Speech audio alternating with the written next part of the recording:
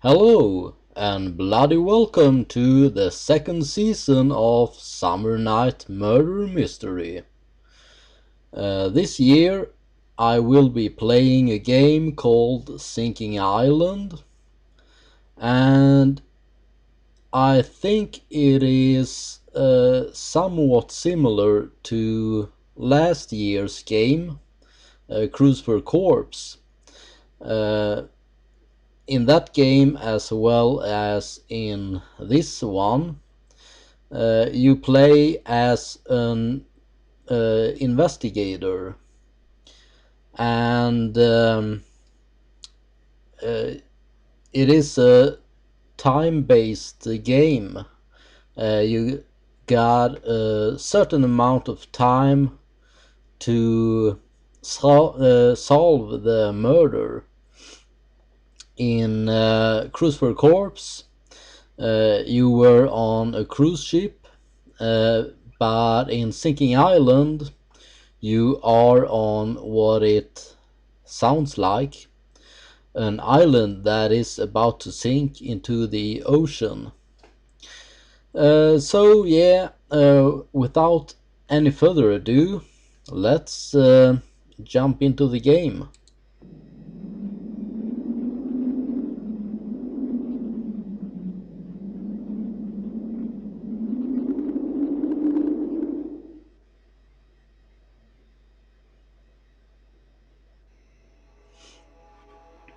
Alright, so I have to create a profile.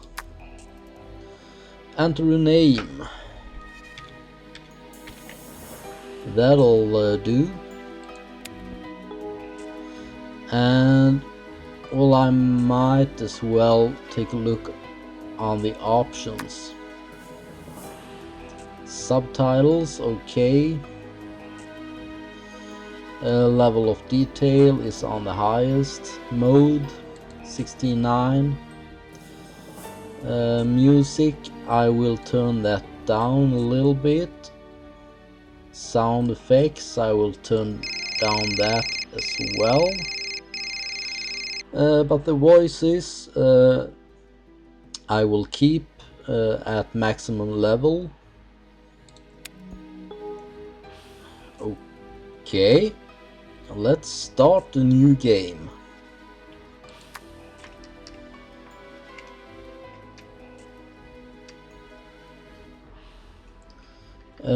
Choose your game mode.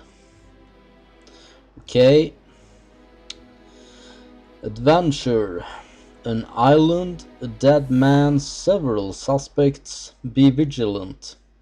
Clues can be found anywhere. An action-packed investigation full of surprises. Race against time. Time goes by quickly. Suspects get annoyed and the tension is rising. Will you be able to solve the case in time? So there are two different game modes. Race against time. I think that since this is the first time that I play this game, I should go with the adventure mode.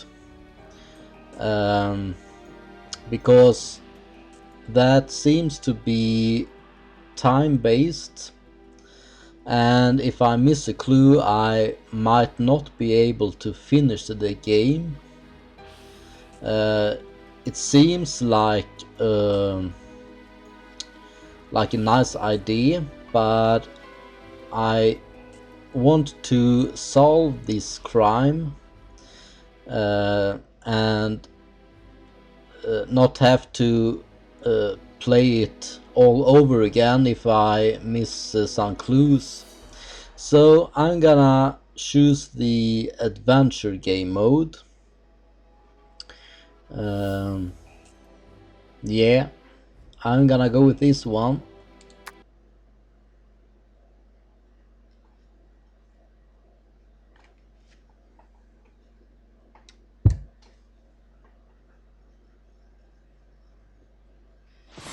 Lousy weather right across the whole sector. You can't let things drag on over there, Jack. Is it a murder?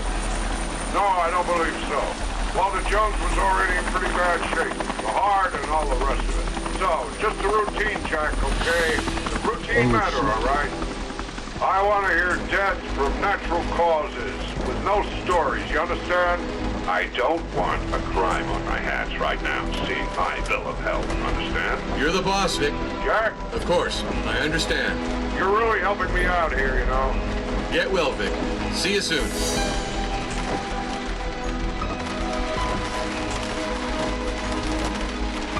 The weather forecast is awful, Inspector. It's likely to turn into a nightmare in a few hours. Don't drag on. We'll come to get you at 4 p.m.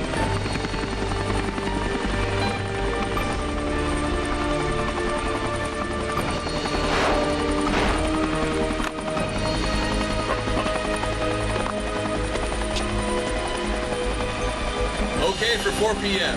I don't expect to be any later than necessary. Inspector Norm, welcome to Sagara. I'm Hubert Denault, the attorney, Mr. Jones. Okay, Mr. Nolan, let's go. I don't have much time.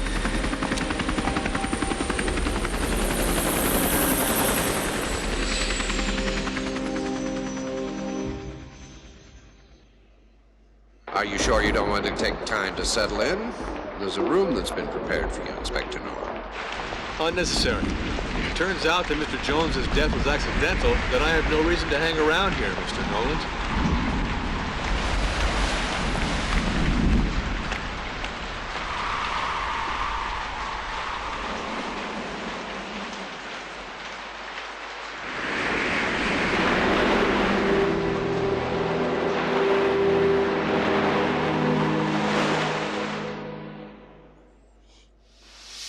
I beg you to pardon me for this somewhat acrobatic descent. I had to put this ladder here urgently this morning to access the corpse. Yesterday evening, when I tried to help, poor Walter was stuck higher up in the rocks close to the edge. The waves must have sent the poor man's body rolling toward the bottom during the night. We suffered a terrible storm, you know. Okay, so the investigation starts. Well, I might as well talk to this guy here. I need you to enlighten me on a point. What can you tell me regarding the death of Walter Jones?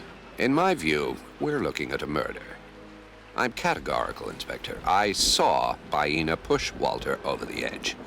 The identity of the culprit is not a matter of question for me. Where were you and what were you doing last night? I was at the restaurant with the guests when Walter left for his walk at around 10 p.m. I went back to my office maybe a quarter of an hour or half an hour later. I had to wait for him, as we had agreed upon in the afternoon. Not seeing him come, I looked out of the window, and that's when I saw what could have been a quarrel between Baina Jumhu and Walter at the Tortoise Belvedere. He fell to the bottom, in his wheelchair. I hurried to help him, but it was raining like mad, and I could not go down to the rocks to get him out of there. He was no longer moving. I think he died instantly. I came back to tell everyone what had happened, and I also immediately called the police. What was your relationship with Walter Jones? I've worked for Walter Jones for over 20 years. Our relationship was always excellent. In fact, he even did me the honor of asking me to call him by his first name. I admired this man immensely, Inspector. I would even say that I had affection for him, and that this was mutual. Okay. Tell me, did your boss have a suicidal temperament? Or was he in the habit of taking unreasonable risks? Or was he in fragile health? Could it be that following severe medical treatment, he suffered from dizziness and fainting spells? What more can I say? You have to tell me everything, Mr. Nolan. No, Inspector. Physically and mentally, Walter Jones was as solid as a rock. He only suffered from a paralysis of the lower limbs, but nothing that could explain this mortal fall. I'll take note of it. Okay, so at this point, pretty much everyone is a suspect. including this guy right here. Let's take a look at the body.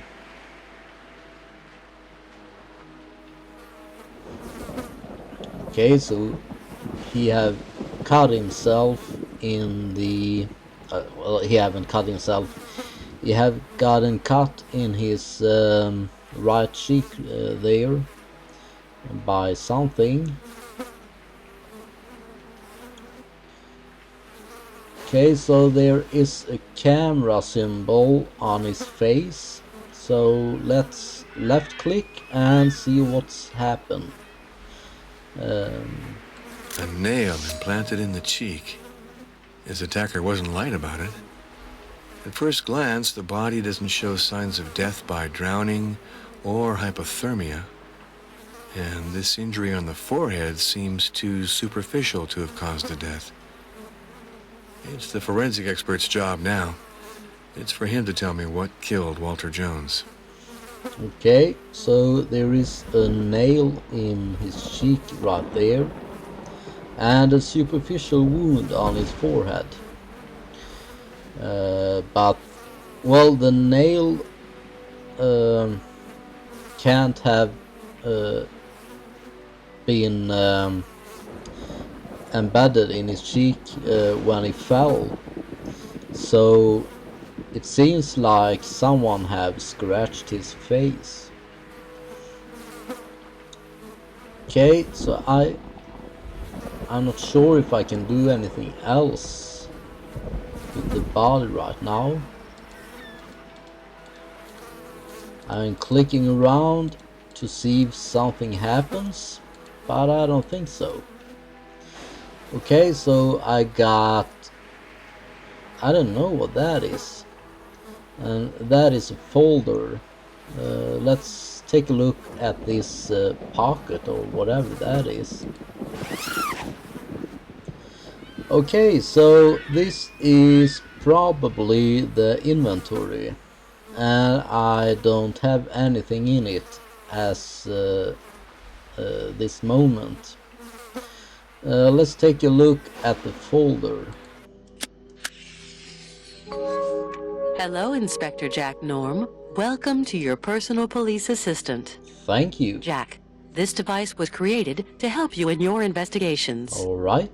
The goal of the software system is to rationalize the combination of clues, evidence, hypotheses, and deductions, which will allow you to quickly uncover the criminals. For this, your personal police assistant will store all information you will collect about the suspects during your investigations. It will remember their age, gender, and function. The incriminating and exculpatory evidence are also made note of. In addition, it will indicate in real time their geographical position in the surrounding areas where you might need to find them during your investigation.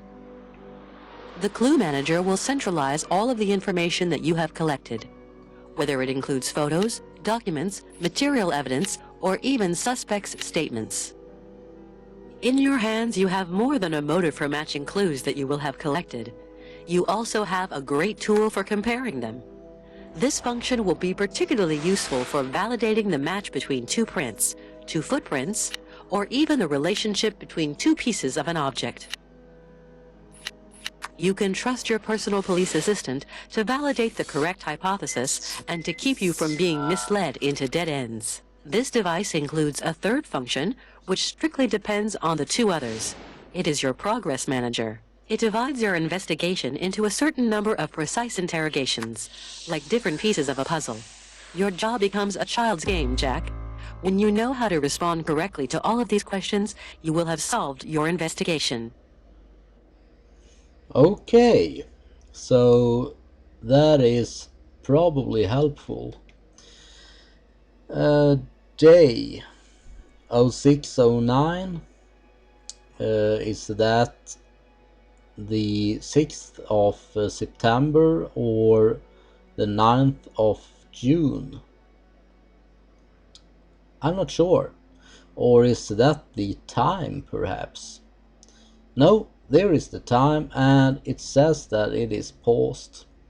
Let's take a look on the characters database. So here we have Hubert de Noland.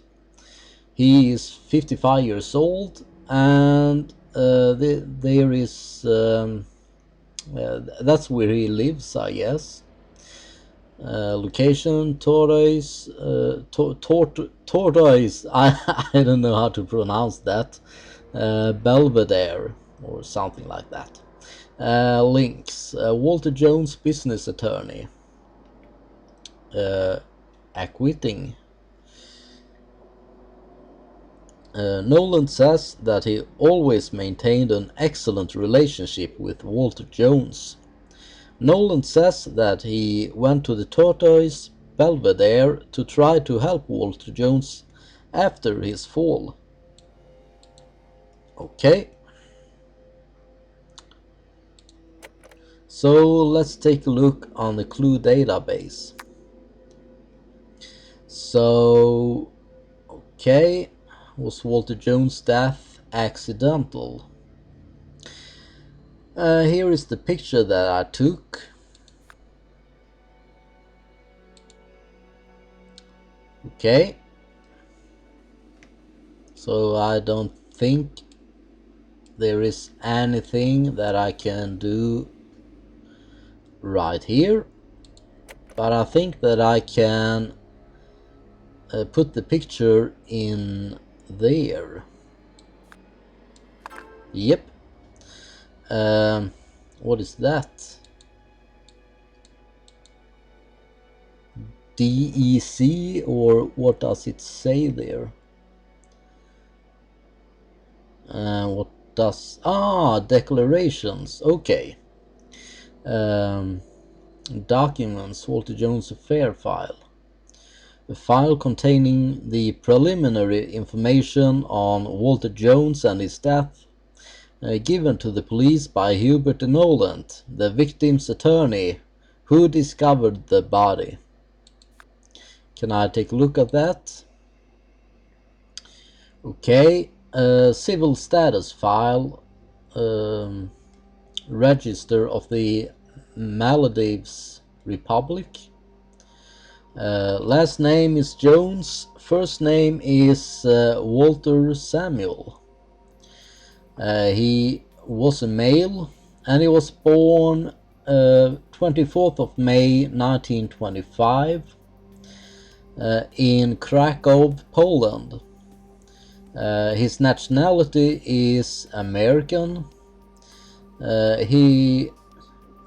Adoption of the Maldivian nationality in 2003. Okay. His mother's last name, first name, and profession. Kaylet Letitia or something. She was unemployed. His father's first name and profession. Jones Samuel, or Samuel Jones. He was an armature. I don't know what that is.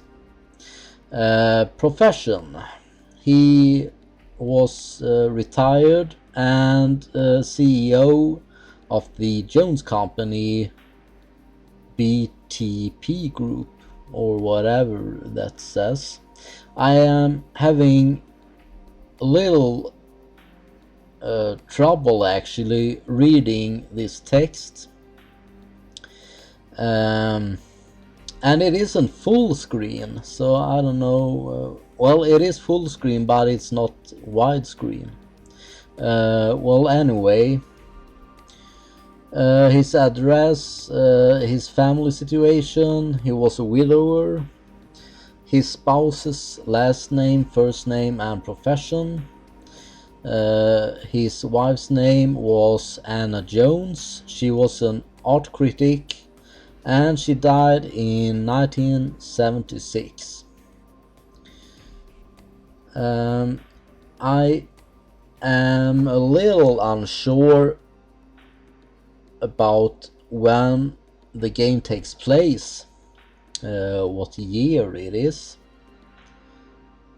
Well, anyway, it doesn't matter. Height: he was 188, I think. 6 feet 2 inches, I guess. So he was pretty tall. His eye color was green. Health situation paraplegic. Specific details none. Excerpts from the judiciary file. I am having a little trouble with the pronunciation. Okay, the judicial file. I'm uncertain about that. Well, anyway, there is no inscription. Legal action taken against him while CEO following expropriation judgment rendered for the illegal acquisition of the Sagora Island and for enterprise construction without obtaining construction permit. Waiting for appeal judgments from the International High Court in the Hague something, I don't know, the Netherlands. Registration of construction permit in Saleh, signed by the CEO of the Jones Company. So the file continues. I see at the bottom there that this is page 2 of 3. Excerpts from the register of telephone calls from the Sales Central Police Station. Message recorded on Thursday, 8th of June 2006. So this takes place in 2006, I think. At 11:36 p.m. by Joe Nidir, Service Brigadier. Hubert Noland, business lawyer, has provided a statement concerning the death of Mr. Walter Jones. The latter died on the Sagora Island around 10:45 p.m. following a fall from the cliffs at the Tortoise Belvedere while in his wheelchair. Mr. De Noland has confirmed that Mr. Walter Jones went out onto the island at around 10 p.m. He saw him fall from the top of a small cliff from his hotel window. He has added that the island natives almost certainly have some involvement in this matter. I, the Service Brigadier Tom Nidir, has called his what does it say there? His honor, something like that, Hubert De Noland back at 11:45 p.m.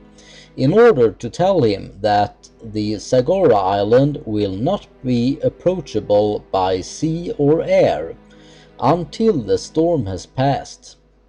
I have specified that the emergency rescue helicopter is unable to land on the island before early morning, unless the weather forecasts indicate an improvement in the conditions. I forgot. This morning I couldn't help but cook up some suspects by telephone. You know me, Jack. And you know that habits are hard to break. I'll send you the statements about their whereabouts last night during the time of Walter Jones' death. I hope that I'll help solve your problem. Unfortunately, though, I don't have anything on the natives. It's up to you to verify and complete the list.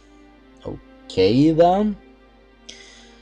So, Billy Jones, interrogated by telephone at 7:05 a.m., states that he played poker all evening at the restaurant with the other heirs and their spouses before Nolan told them about Walter Jones' accident.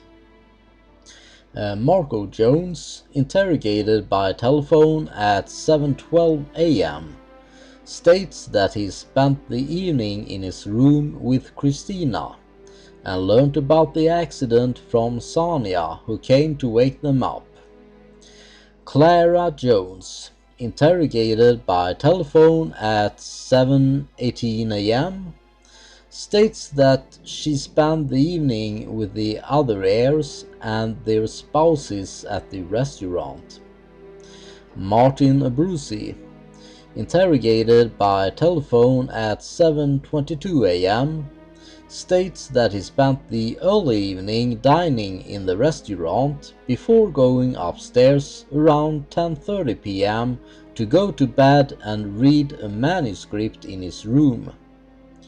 Christina Bromsky, interrogated by telephone at 7:27 a.m., states that she spent the early evening in the restaurant with the other heirs and their spouses before joining Marco Jones in the room. Unavailable for comment, Lorenzo Battaglier, Sonia Abruzzi, Hubert Noland, Molio and Baina Yumhu or something like that. So these are the suspects. And I guess that I have to talk to each and every one of them to get some more statements out of them, especially the ones that were unavailable for comment. Okay, declarations. Hubert Noland. I guess I should drag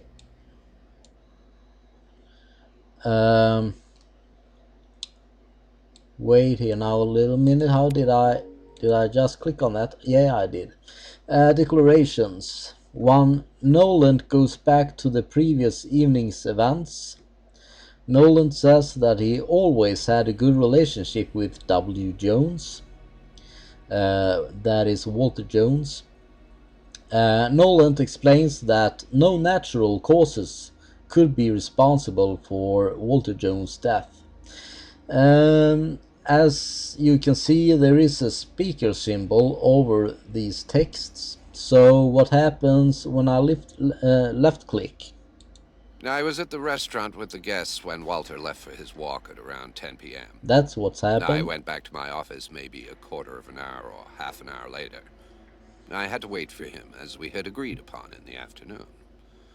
Not seeing him come, I looked out of the window, and that's when I saw what could have been a quarrel between Baina Jumhu and Walter at the Tortoise Belvedere. He fell to the bottom, in his wheelchair.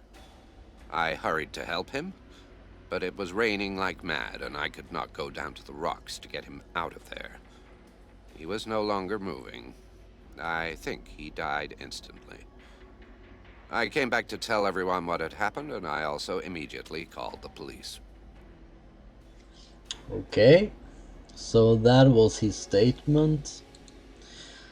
I think that I can place only one of these in the declarations square right there. But before I do that, I want to interrogate him further just to see if he got anything else to say. The progression. Was Walter Jones' death accidental? There is a piece of the puzzle there.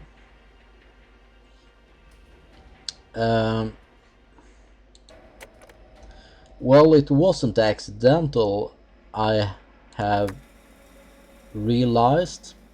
So I guess I can pull the picture there, and instead of interrogating him further, I will drag the third statement that Noland explains that no natural causes could be responsible for Walter Jones' death. So I will drag that declaration over here. Was Walter Jones' death accidental? No, it was not. So I will click the OK button there.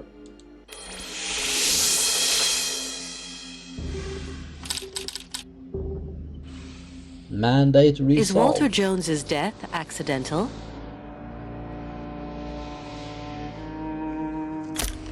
The death of Walter Jones seems to be criminal.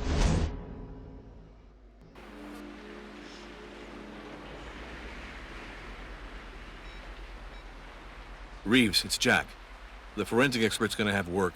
The death seems suspicious. A fall from a few meters that leaves scratches and an embedded nail in the face? It's not all that clear, you understand? Jack, if it's like you said, I'm afraid you'll have to prolong your stay. Sorry. I didn't want to impose this on you. You have carte blanche to confirm this. Good luck. Okay. So the investigation continues. Inspector, I'm entirely at your service to answer any questions that may come to your mind. Okay, that is good. I don't think that I have to further investigate the body, but I will continue to talk to whatever his name is. What can I do for you, Inspector?